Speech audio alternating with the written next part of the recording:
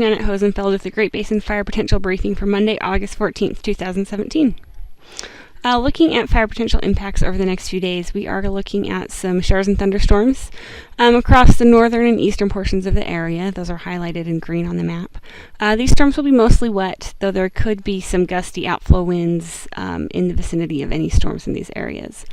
Of more importance is the potential for some gusty winds across southern central Utah, southeastern Nevada, and the Arizona Strip this afternoon.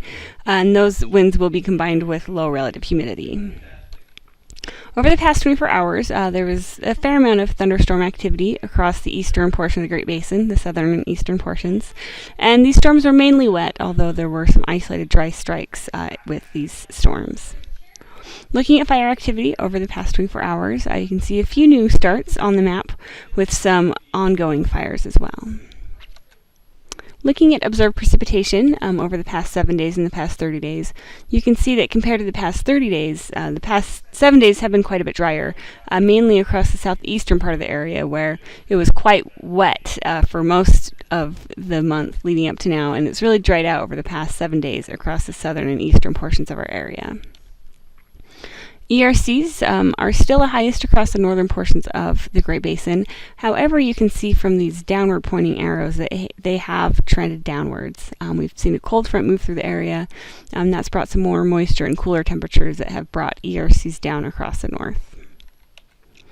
Looking at live fuel moistures, they're right around normal for the time of year. You can see kind of a steady decline over the past month or two across the Great Basin, bringing live fuel moisture close to normal across pretty much the entire area. Satellite this morning shows a system rotating through the Great Basin that has a cold front with it that will impact much of the area today. And we'll talk about that in more detail in a moment.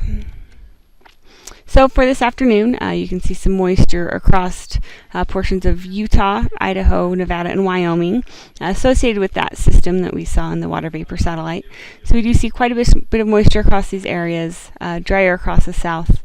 And as far as significant fire potential, mostly in the yellows and greens across the majority of the area. Looking at today in more detail, really the notable thing are these gusty winds expected across the southern part of the area. Winds across southern Utah, far southern and southeastern Nevada, and the Arizona Strip will be in that 30 to 35 mile an hour range this afternoon. So some really gusty winds this afternoon. And looking at relative humidities, those are quite low as well. So we will see gusty winds combined with low relative humidities across the southern portions of our area today. We will see thunderstorms further to the north and east, and you can see those areas highlighted in green on this map on the right. As we move into Tuesday, some of that moisture moves its way off to the east. You can see with the cold front that makes its way through the Great Basin, all areas are either in low to little or no risk as far as significant fire potential. On Tuesday afternoon, quite a bit of moisture, high humidities remain across the northeastern parts of the area, still drier to the south and the west, and winds will not be quite as strong on Tuesday. You can see wind speeds in the 15 to 20 mile an hour range across the Great Basin on Tuesday. We will see some showers lingering across the eastern part of the Great Basin on Tuesday. As we move into Wednesday, still some lingering moisture across the north. All areas in the Great Basin are in that little to low risk category. And still dry across the south and the west, and a little drying as well across the northern and eastern parts of the area on Wednesday. Winds will be quite light across the area on Wednesday. And as far as showers and thunderstorms, mainly the higher terrain of the Great Basin of Utah and portions of eastern Nevada will see those showers and thunderstorms on Wednesday, with most of these storms being wet.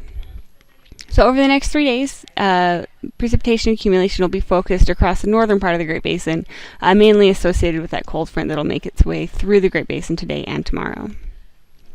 As we move into Thursday, we start to see some drying across the Great Basin as high pressure starts to build. With that high pressure and the drier conditions, you can see some portions of our area are going back into that moderate risk category. As we move into Friday, we continue to see high pressure build across the area. We will see light winds and a drying trend with that high pressure. And then as we move into Saturday, it looks like there is a potential for another system to impact the area, bringing some moisture to the north and the potential of winds and lower humidity to the south. and much the same on Sunday, as models show that system moving through the Great Basin this weekend.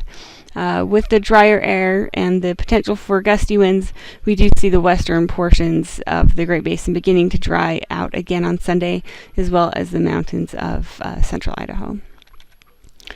So over the next 7 days, really not too much precipitation expected. What does come will mainly be with the cold front moving through today and tomorrow.